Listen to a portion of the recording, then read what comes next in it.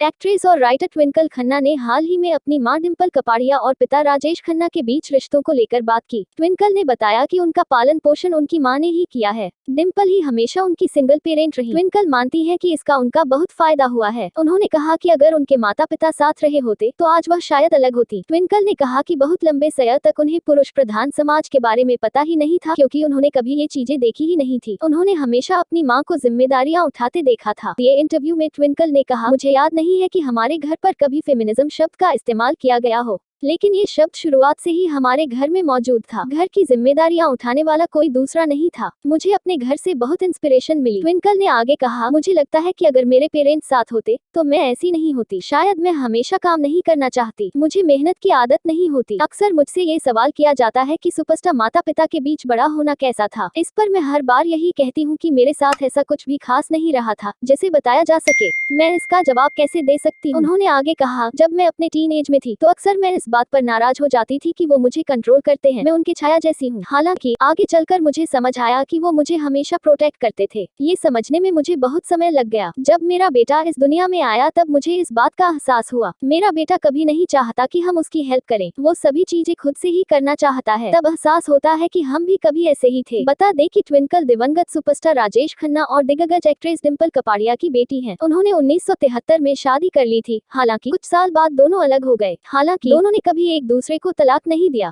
बॉलीवुड की खबर देखने के हमारे चैनल सब्सक्राइब करें। मिलते हैं अगले वीडियो में। आपको धन्यवाद।